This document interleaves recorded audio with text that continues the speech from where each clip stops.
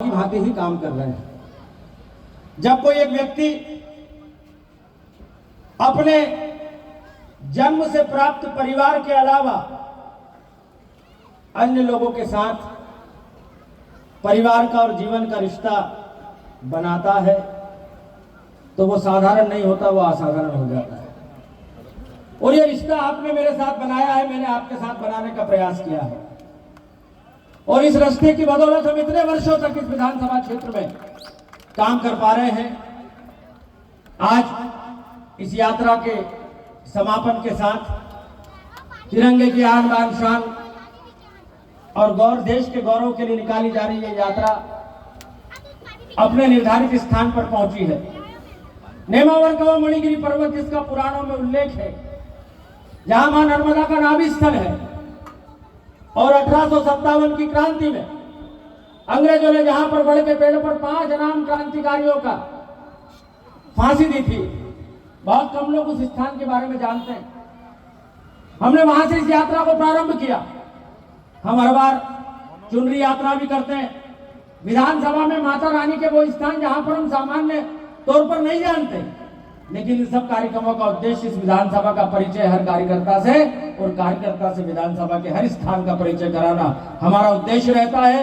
और आप सब लोगों ने आज इस यात्रा में 2014 से ये यात्रा प्रारंभ हुई है, लेकिन 2014, 2018 और ये 2026 की यात्रा में सच में आज आपने जलवा काट दिया पूरा रोड पर, और इसके लिए मैं आप सबको बधाई देता हूं।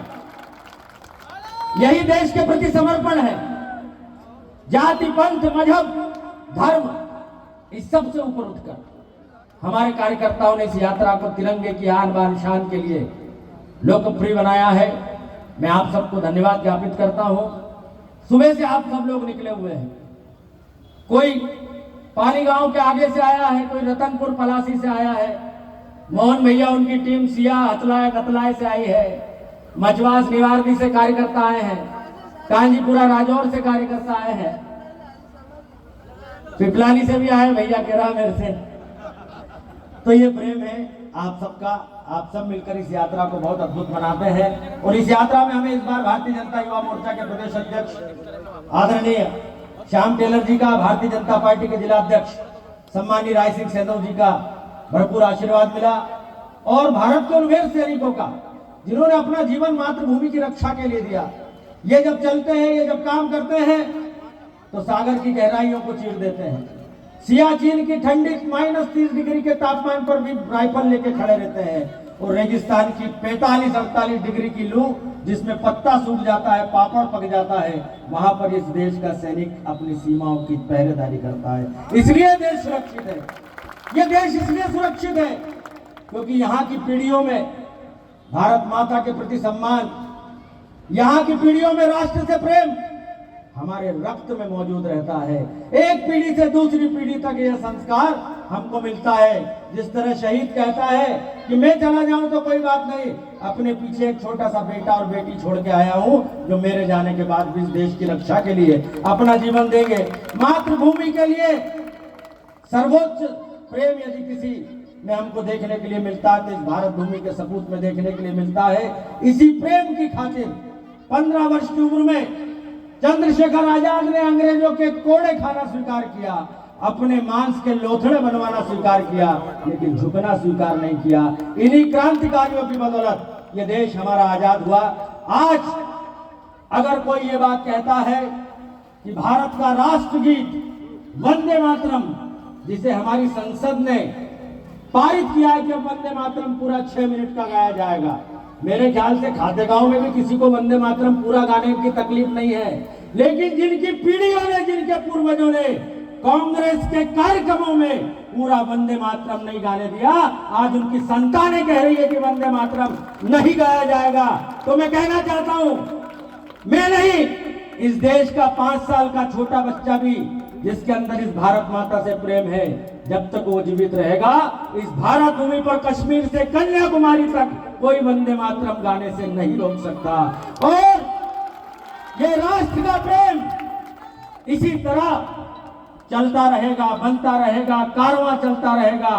हम आएंगे, चले जाएंगे, हमारे बाद भी कई पीढ़ियां आएंगी, वो इस देश की सुरक्षा के लिए, इस देश को दुनिया का सबसे शक्तिशाली राष्ट्र बनाने के लिए, क्योंकि जो संत महात्मा बोलते हैं उनकी वाणी अवश्य सत्य होती है। परमहंस जी ने कहा था कि जहां राम जन्मे हैं वहां एक दिन भव्य राम का महल बनेगा ही। आज राम का महल बन चुका है। और स्वामी विवेकानंद ने कहा था कि 21वीं सदी में अगर दुनिया का नेतृत्व कोई देश करेगा तो मेरा भारत देश करेगा, क्योंकि इसमें वो क्षमता है, इसमें वो ज्ञान है, इसमें वो ताकत है, इसमें वो समर्पण है कि पूरी दुनिया को, भारत को एक दिन सलाम करना पड़ेगा।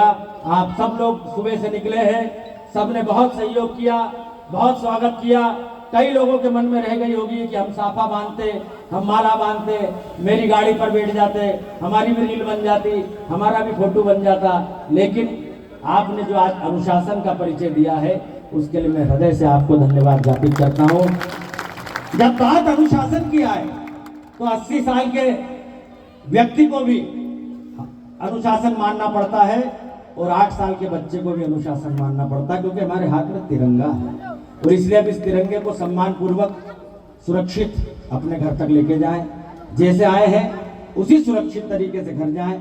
आप सबके लिए भोजन की व्यवस्था गुर्जर धर्मशाला में की गई है और भोजन करके सुरक्षित रूप से अपने घर जाएं। अगले वर्ष फिर हम एक नई यात्रा के साथ हाथों में तिरंगा थामे निकलेंगे। प्रयास करें, भगवान से प्रार्थना करें कि हमारा कोई साथी हमसे बिछड़े नहीं। जीवन है, संसार है, सागर है, ये सांस क्या पता कब रुक जाए, किसी का कोई भरोसा नहीं है। लेकिन मैं आज जब आदरणीय भुन्नू काका के साथ, बेटे के साथ स्कूटी पे बैठा था, जब मैं कुंदन यादव के साथ मोटरसाइकिल पे बैठा था, तब मुझे उन 2 लोगों की याद आई जिन्होंने इस पार्टी के लिए मेरे साथ कई यात्राएं की। और जब आज वो इस यात्रा में जा रहे थे मेरे साथ, तो मुझे लग रहा था कि वही संस्कार जो उनके अंदर थे, उन्होंने अपने आने वाली पीढ़ी को दिए थे, वो आज संस्कार इस तिरंगा यात्रा में फलीभूत हो रहे हैं। मैं एमरल्ड पब्लिक स्कूल के आशीष जी और उनकी पूरी टीम को धन्यवाद देता हूँ, जिन्होंने इतनी अच्छी भारत माता की झांकी हमारी इस यात्रा के लिए तैयार की। वाकई में आप बधाई के पात्र हैं। सभी बच्चे जो इस झांकी में जिन्होंने पार्टिसिपेट किया उनको भी धन्यवाद है। और अब समय बहुत हो गया है, हम सबको चलना है। सभी सामाजिक संगठनों को भी धन्यवाद देता हूं जिन्होंने स्वागत की व्यवस्था की। तो हमारे भारत को कोई दुनिया में नहीं झुका सकता। क्यों नहीं झुका सकता? क्योंकि हमारे पास ज्ञान है। और दुनिया में सबसे ताकतवर जिसके पास पैसा है वो नहीं है, जिसके पास तलवार है वो भी नहीं है, जिसके पास गोला बारूद है वो भी नहीं है। दुनिया में सबसे ताकतवर यदि कोई है तो ज्ञान है। रिमोट दे सकते हो, बम दे सकते हो, लेकिन रिमोट चलाने की टेक्निक कहां से दोगे?